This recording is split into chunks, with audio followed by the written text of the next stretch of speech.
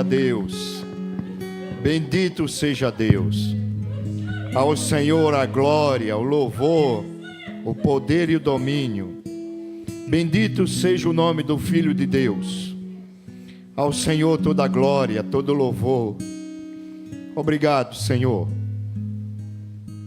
Nós sabemos quem Tu és, Senhor. Tu és o Filho de Deus. Tu és o Rei dos Reis. Aleluia. Obrigado, Jesus, porque Tu estás aqui no nosso meio. Seja bem-vindo, Senhor.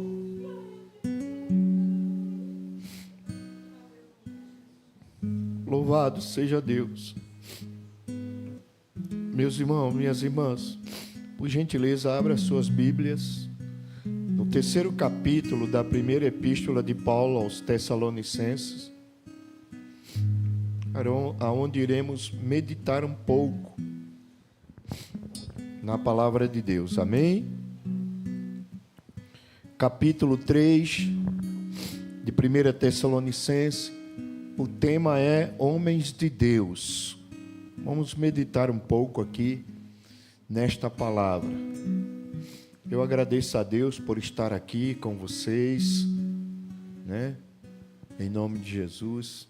Eu estou bastante cansado, mas não podia deixar de vir aqui congregar com vocês, né? Ontem nós estivemos lá em Cosmópolis, na TV Promessa, para gravar uma live ao vivo. Lá eu, o pastor Alain e o pastor Ademilson, fomos lá fazer um bate-papo sobre a diferença que há entre a Igreja Adventista da Promessa e a Igreja do Sétimo Dia. Ficamos ali 1h e poucos minutos conversando sobre as diferenças, foi muito bom, houve assim uma audiência muito boa e, se Deus quiser, esse papo vai continuar, né? E chegamos em casa ontem, 1h da madrugada, né? E eu tive que levantar às 5h da madrugada. Então, descansamos pouco, mas estamos aqui para passar amanhã aqui com vocês e à tarde nós vamos para Guarulhos, participar de um trabalho lá em Guarulhos, tá bom? Então, ore por nós. E na próxima sexta-feira nós vamos fazer uma viagem missionária para o Nordeste. Vamos passar em Sergipe, em Pernambuco, fazendo algumas atividades na Igreja de Deus ali. Então, Paulo diz assim, em nome de Jesus: por isso não podemos mais suportar a preocupação em relação a vós. Achamos melhor ficar sozinho em Atenas. E enviamos Timóteo, nosso irmão e ministro de Deus, no Evangelho de Cristo, para vos fortalecer e vos dar ânimo na fé, para que ninguém fraqueje diante dessas tribulações, porque bem sabeis que fomos destinados para isso.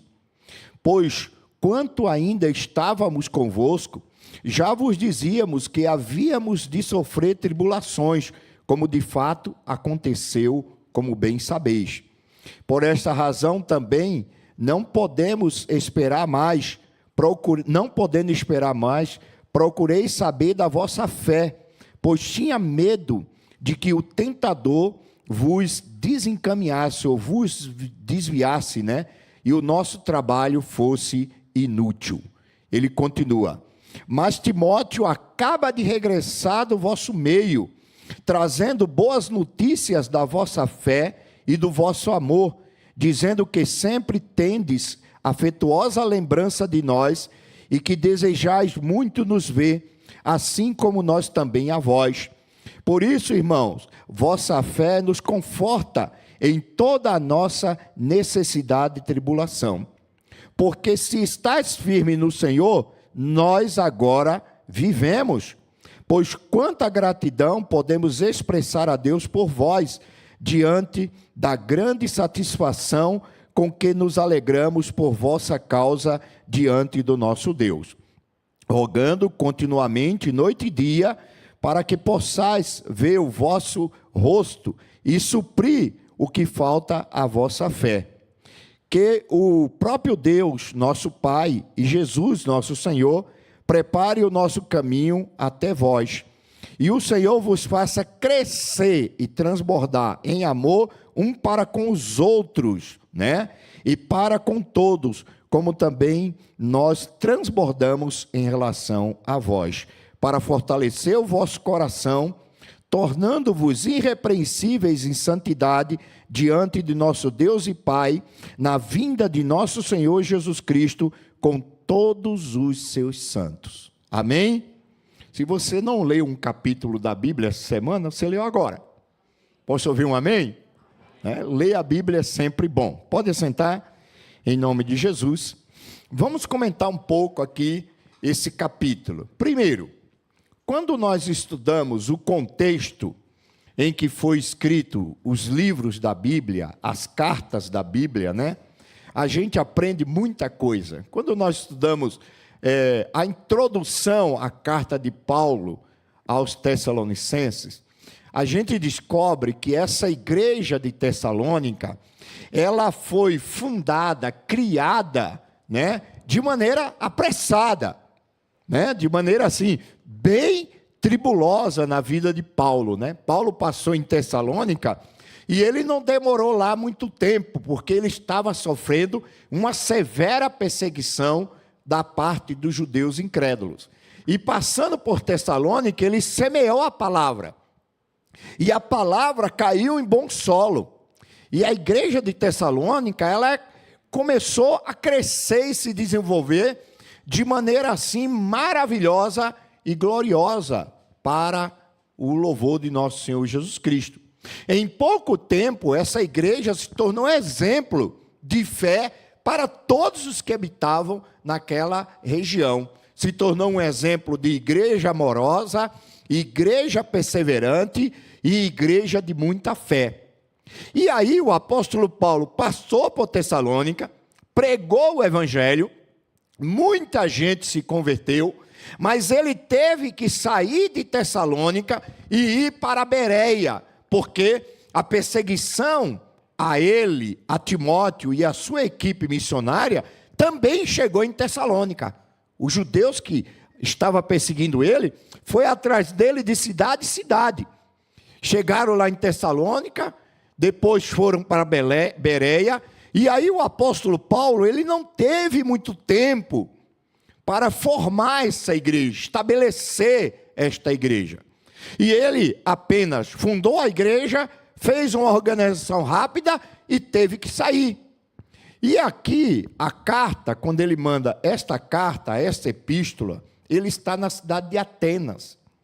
E Paulo, ele se apegou muito à igreja de Tessalônica, né? Deixa eu confessar uma coisa para vocês, né?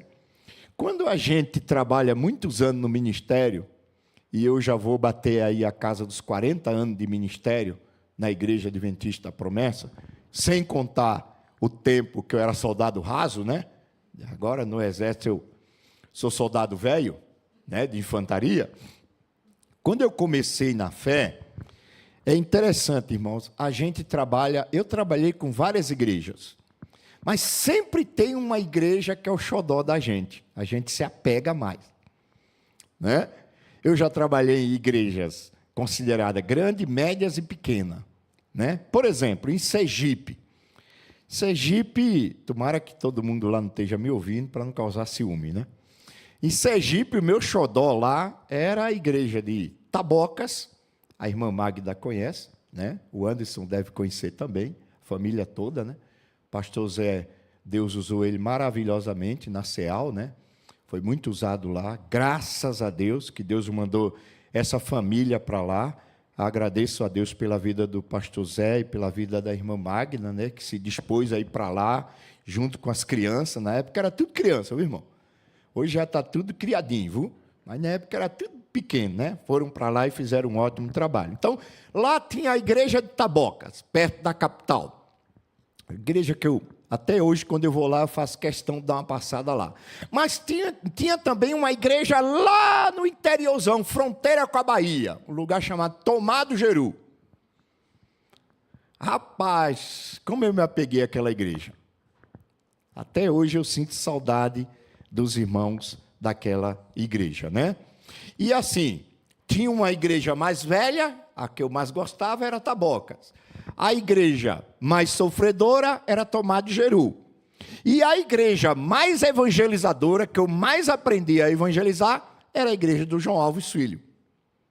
Que eu ia todo sábado para lá e a gente fazia um trabalho de porta em porta evangelizando. Eu conheci o bairro do João Alves quase todo, porque a gente ia para lá dia de sábado, começava 2 horas, e a gente saía de casa em casa, entregando folheto, convidando as pessoas para o culto à noite, oferecendo o curso bíblico. Olha, perdi a conta de quantos cursos bíblicos eu dei no João Alves. Graças a Deus, hoje tem uma igreja lá, forte, abençoada, que já é mãe de outras igrejas.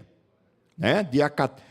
Próximo final de semana agora, eu vou, se Deus me permitir, eu vou pregar no aniversário dessa igreja do João Alves. Então, no caso de Paulo, a igreja de Tessalônica se tornou o xodó dele.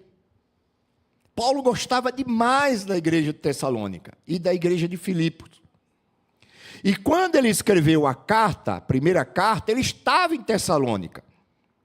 E ele ouviu falar que, apesar dele ter saído de lá, os crentes de Tessalônica estavam debaixo de uma perseguição ferrenha.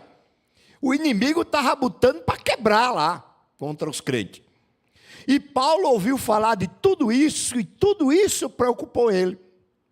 E ele desejou ir para a igreja de Tessalônica, para ir lá, dar uma força aos irmãos, apacentar, aconselhar, fortalecer. Mas ele diz aqui no texto que ele desejou, mas o diabo o impediu.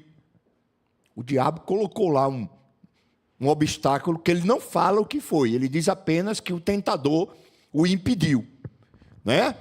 Então, ele ouvindo falar do que estava acontecendo em Tessalônica, ele desejou ir para lá, mas ele não pôde ir. E aí, o que é que ele faz? Ele envia Timóteo, que também era homem de Deus. Paulo era um homem de Deus, mas Timóteo também. Timóteo fazia parte da equipe missionária e evangelística de Paulo.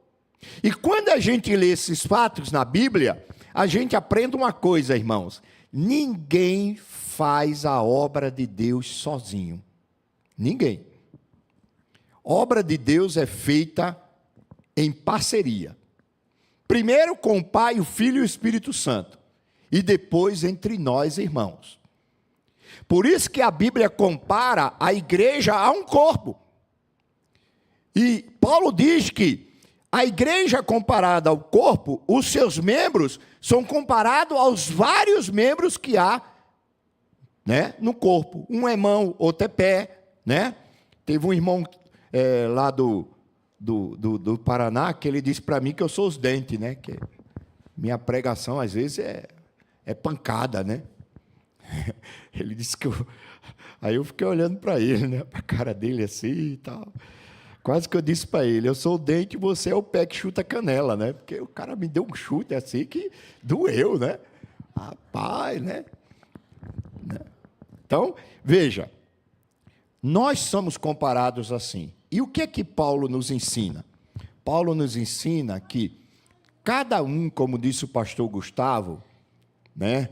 E pastor Gustavo, seja bem-vindo, viu? Eu estou aqui para lhe auxiliar, viu? Estou à sua disposição, tá bom? Assim como auxilio o pastor Zé aqui há muito tempo e tenho o prazer de congregar nessa igreja. O que Paulo está ensinando aqui, quando ele manda Timóteo, é que ele está dando um recado indireto para nós, dizendo assim: olha, ninguém faz a obra de Deus sozinho. Nós dependemos um dos outros. Assim como no corpo há muitos membros e todos os membros trabalham em prol do mesmo corpo, assim nós devemos trabalhar para Deus. Então Paulo não pôde ir. Porque ele não pôde ir, o diabo colocou um empecilho. Mas Paulo, vou usar uma expressão moderna, tinha uma carta na manga. E quem era a carta na manga de Paulo? Timóteo. Ele manda Timóteo para Tessalônica. Veja que ele diz assim, ó: por isso, não podendo mais suportar a preocupação em relação a vós, achamos melhor ficar sozinho em Atenas. Ele ouviu falar o que estava acontecendo lá. Eles estavam sendo perseguidos. Ele estava preocupado. Ele queria ir para lá, mas ele não podia. Aí o verso 2. Enviamos Timóteo, nosso irmão e ministro de Deus no Evangelho de Cristo, para vos fortalecer e vos dar ânimo na fé. Olha a outra lição que aprendemos aqui. Qual é a segunda lição que aprendemos aqui? É que tudo que fazemos na igreja tem que ter um objetivo. Nada pode ser feito aleatoriamente, sem propósito. Qual foi o propósito de Paulo em enviar Timóteo? Ele deixa claro aqui, para vos fortalecer e vos dar ânimo na fé. Por que eles precisavam ser fortalecidos? Por que eles precisavam ter ânimo de fé? Porque eles estavam debaixo de tribulação e perseguição. Paulo está ensinando que é justamente na hora em que a igreja está passando pelas fases mais difíceis na vida de qualquer igreja, que nós como crentes, irmãos e irmãs, devemos nos ajudar, nos fortalecer, sermos bênção um para os outros.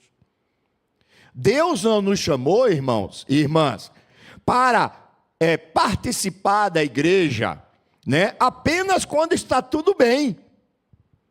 Não, é muito fácil você remar um barco, num rio tranquilo, é só e ouvindo os passarinhos cantar. Agora, desce numa correnteza para você ver. Desce, num rio turbulento, aquelas correntezas que nem tem lá em Foz do Iguaçu, A gente vê aqueles esportistas lá com aquelas canoas, Só falta virar e os caras se equilibrando e tal, para chegar lá no ponto final. O que Paulo está dizendo aqui é que, assim como ele enviou Timóteo para fortalecer os tessalônicos, nós também devemos trabalhar dessa forma. Aí o verso 3 ele diz assim, eu vou até o verso 13, tá? Aguenta aí. Para que ninguém fraqueje, ele disse assim, eu enviei Timóteo para vos fortalecer e dar ânimo na fé. Qual o objetivo? Para que ninguém fraqueje diante dessas tribulações. Olha que coisa, hein? Porque bem sabeis que fomos destinados para isso.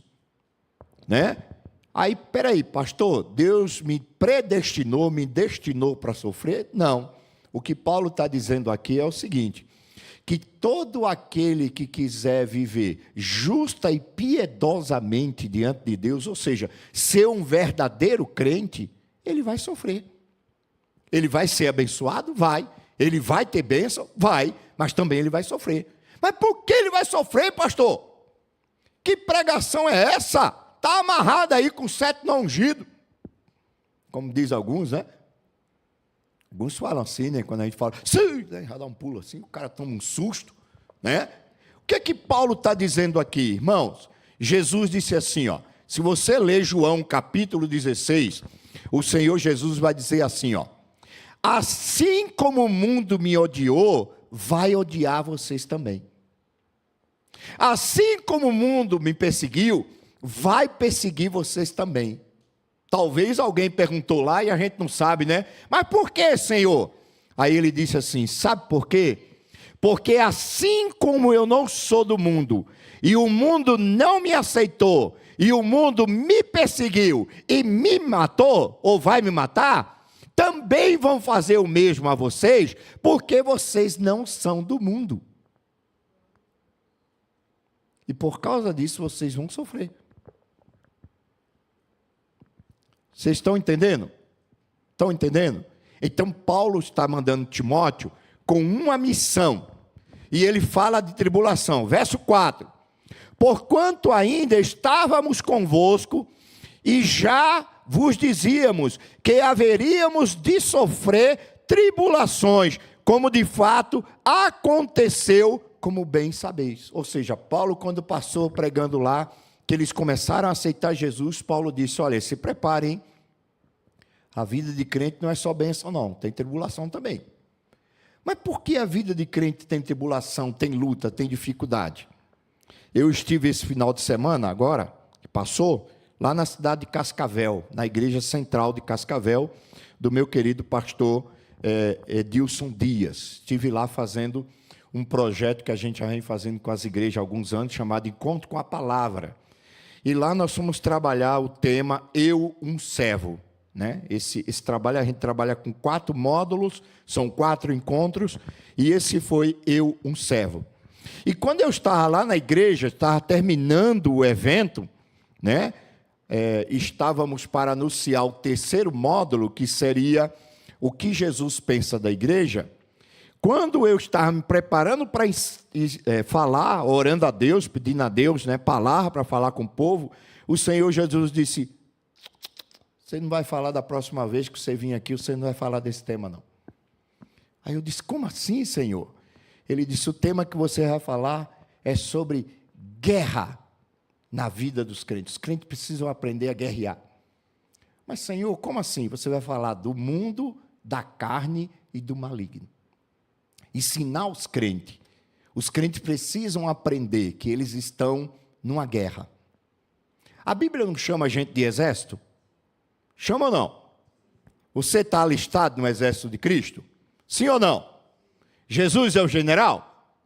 A gente até canta, né? O nosso general é Cristo, né? Não tem um canto assim, né?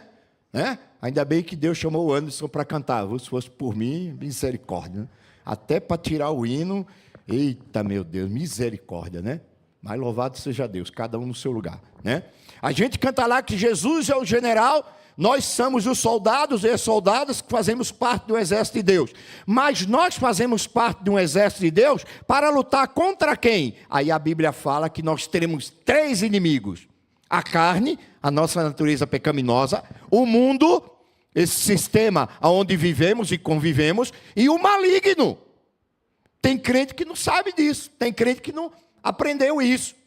E o que Paulo está falando aqui é que os tessalônicos, eles estavam passando por uma grande tribulação, porque Satanás estava excitando os judeus incrédulos para perseguir os crentes novos convertidos. Você vai ver aqui no capítulo aqui, você percebe isso aí. Então, ele envia Timóteo lá para fortalecer os crentes. Aí no verso 6, ele diz assim, ó, verso 5: por essa razão também, não podendo esperar mais, né? Não podendo ir a vocês e não esperar mais, procurei saber da vossa fé, né? Pois tinha medo. Olha o que ele diz aí. Tinha medo de quê? Ele dá nome aos bois. Ele diz assim, ó: pois tinha medo que o tentador vos desviasse, vos desencaminhasse. Ou seja, Satanás estava levantando uma perseguição e uma grande tribulação no meio da igreja, para quê? Para desviar as pessoas, para afastar as pessoas de Jesus. E esse sistema, irmãos, Satanás vem usando até hoje. Tribulações para nos desanimar, perseguições para nos abater. Às vezes a perseguição está dentro de casa, é um pai, é uma mãe, é um irmão, é um parente, é um tio, é uma tia, que nos odeia porque simplesmente a gente segue Jesus. Nos odeia sem causa. Tem gente, irmãos, eu me lembro quando eu aceitei Jesus como Salvador, eu me lembro os perrengues que eu passei dentro de casa. E quando eu disse para o meu pai que não ia mais trabalhar desde sábado, eita misericórdia, aí o negócio ficou feio mesmo. A primeira frase que eu ouvi foi o seguinte: tornou-se crente e agora tornou-se vagabundo, não quer mais trabalhar. Eu não disse para ele que não queria mais trabalhar, eu disse para ele que não iria mais trabalhar no Shabá, o dia do Senhor. Né? E a perseguição vem de tudo quanto é lado. Então, Paulo está dizendo aqui, ó: eu queria ir até vocês, porque eu ouvi falar que vocês estavam debaixo de tribulação, mas não pude ir. Mas eu tenho um companheiro do ministério e vos enviei, que é Timóteo. E para que eu enviei Timóteo para vocês? Para fortalecer vocês, para dar ânimo a vocês, olha aí, ó, para que vocês não fraquejem diante das tribulações e perseguições provocadas por quem? verso 5, está bem claro aí. O tentador que quer vos desencaminhar do caminho de Deus para que o nosso trabalho seja inútil. Então, irmãos, quanta lição a gente aprende aqui nesse capítulo, nesses textos. A gente está aqui, pensando aqui, pensando, tirando ensinamento aqui, como fosse um estudo indutivo. Aí, verso 6. Mas Timóteo acaba de regressar do vosso meio. Eita, ele mandou Timóteo.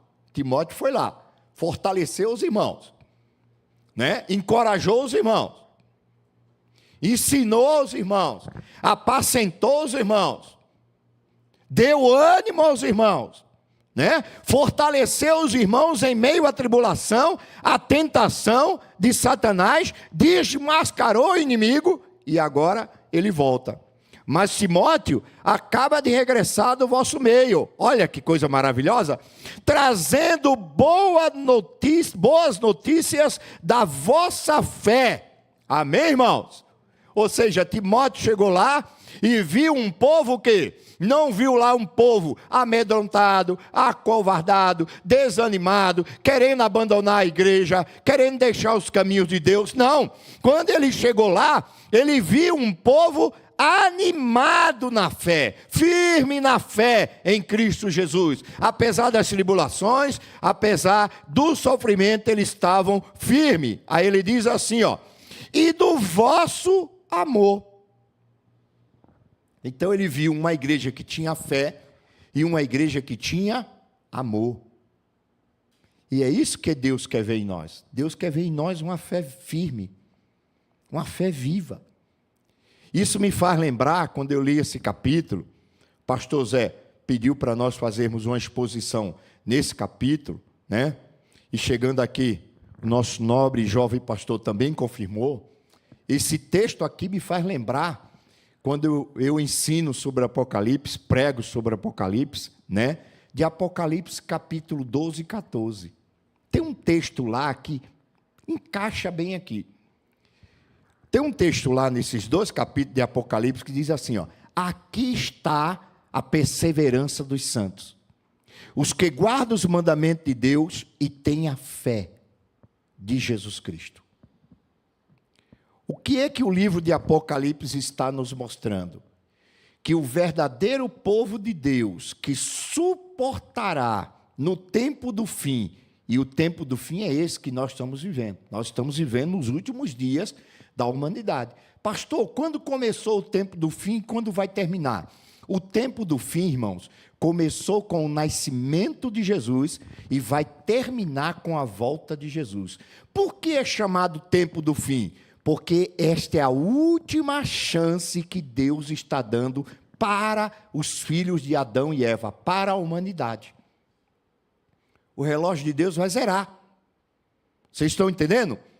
Começou com Adão, veio, quando chegou em Jesus, você pode ver, começa contando em Adão, quando chega em Jesus era, Aí de Jesus para frente começa a contar de novo.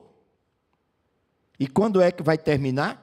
O tempo da graça, o tempo da salvação, o tempo da última oportunidade, no dia da volta de Jesus.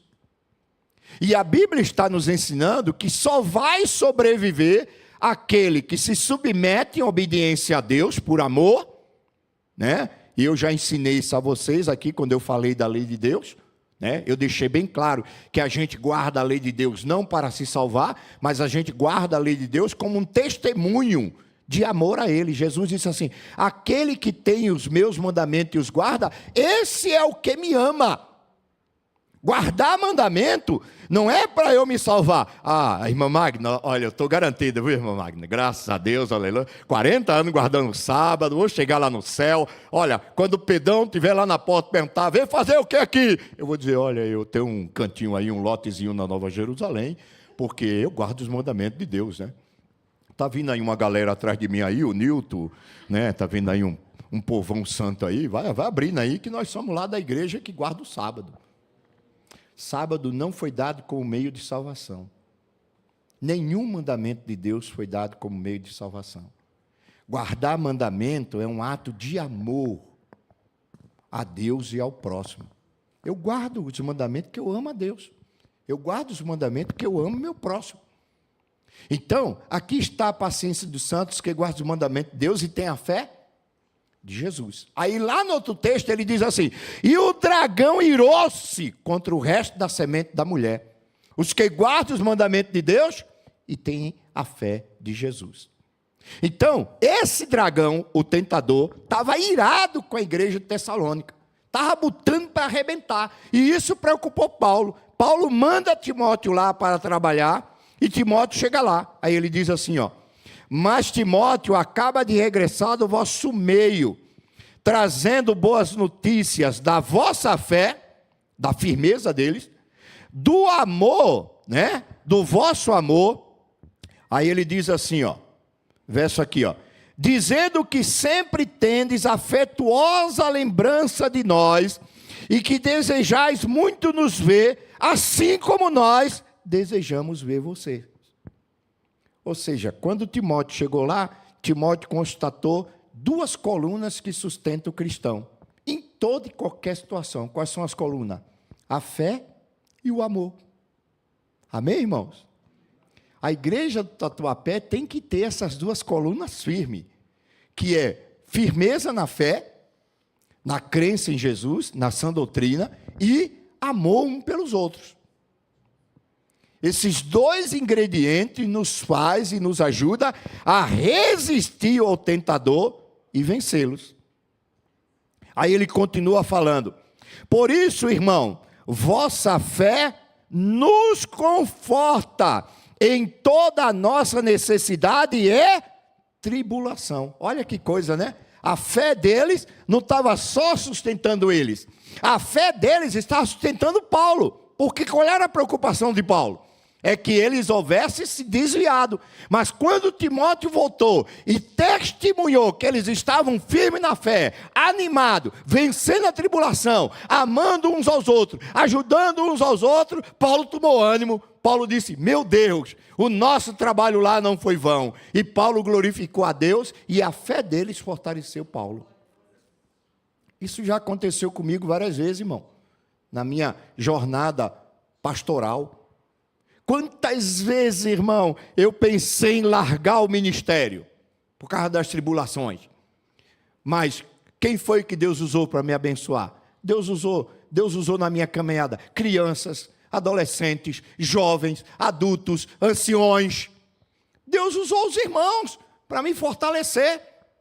Às vezes o irmão, ali no pé da conversa, no pé da escada, eu desanimado, ninguém sem saber, aí chega um irmão, encosta, Deus começa a usar ele, a falar com a gente vem para a igreja com vontade de largar tudo. Quando termina a conversa, a gente diz: não dá, tem que continuar. E graças a Deus, porque Deus usou muita gente na minha caminhada, e Ele tem me mantido até hoje assim. Deus usou muitas irmãs, muitos irmãos, criança mesmo, irmão, criança. Uma vez uma menina disse para mim, lá na porta de Taboques, ela era uma menina, hoje é uma mulher casada, ela disse para mim assim, missionário, obreiro, nós gostamos muito do seu trabalho, não desista não. Falou assim, a menina olhou para mim e disse isso. Aí como é que você não vai notar que um negócio desse é de Deus, irmão? Se você for surdo e cego. E naquele dia eu estava batidão, e a menina chega, a gente começa a brincar lá na porta da igreja, e ela olha bem sério para mim e diz um negócio desse. Não foi o capeta que falou, não pode ter sido. Se fosse o capeta, tinha dito: só joga daqui de baixo. Morre logo, né? Mas não, Deus usa as pessoas, irmãos. Aí vamos lá, verso 8. Né? Ele diz que os irmãos deram ânimo a ele. Né? É isso aí, verso 8, né?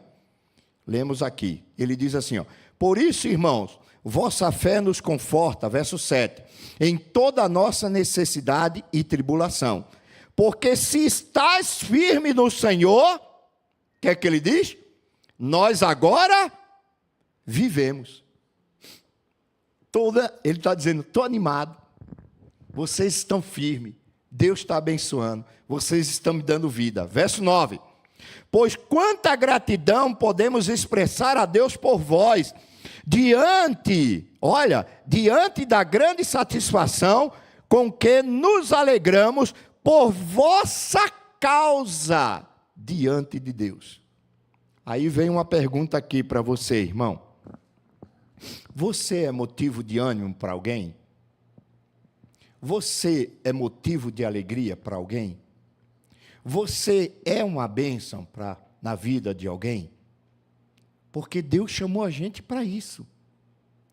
Para animar as pessoas, para ser bênção na vida das pessoas, para ajudar as pessoas. Deus não nos chamou só para nos beneficiarmos do Evangelho, mas Deus também nos chamou para compartilhar o Evangelho. Deus disse para Abraão assim: Abraão, vem cá. Abraão disse: eis-me aqui, Senhor. Deus olhou para ele e disse assim: Abraão, seja tu uma bênção. O mesmo ele diz para nós que somos filhos de Abraão pela fé. Ele nos chamou para sermos uma bênção, diante dele, diante da igreja e diante do mundo. As pessoas também precisam olhar para nós e se sentir animadas. É a mesma coisa daquele cidadão que vai para o hospital, né? Visitar um outro. Tem gente que chega no hospital, aí o outro está lá, né, gemendo, chorando, preocupado que vai morrer, aí o cabo encosta na cama e diz assim: rapaz, eu tive um irmão que morreu com esse negócio. Aí matou o doente. O doente só falta dizer: tira esse cara daqui, porque misericórdia. Não, nós vamos lá visitá-lo para quê? Para animar, para dar uma palavra de conforto, para ser uma bênção. Aí ele diz no verso 10, ele diz assim, rogando continuamente, noite e dia, para que possamos ver o vosso rosto e suprir o que falta à vossa fé. Outra lição aqui importante: nunca deixar de orar um pelo outro. Sempre estar orando um pelos outros. Sempre estar pedindo a Deus para nos fortalecer uns aos outros. Na oração, nós não podemos ser egoístas, orarmos só por nós e para nós. Quando nós fazemos assim, nós pecamos. Samuel disse uma certa feita ao povo de Israel, ele disse assim, longe de mim pecar contra Deus, deixando de orar por vós. João Calvino, escrevendo em um dos seus comentários bíblicos, falando sobre a oração, ele disse assim: uma das maiores provas que podemos dar a alguém que a amamos é quando intercedemos por ela. Interceder por alguém, orar por alguém, buscar a face de Deus por alguém, é uma prova de amor. Por isso que Jesus disse: olha, vocês devem amar os vossos inimigos. Mas como é que eu amo meu inimigo, Senhor? Bendizendo ele, orando por ele. E o próprio Jesus deu essa receita para nós. Então, temos aqui lições importantes. Verso 11. Vamos lá, estamos caminhando. Verso 11.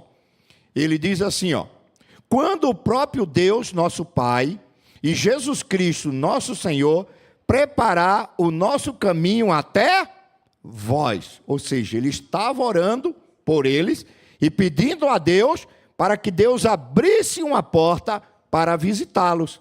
Verso 12.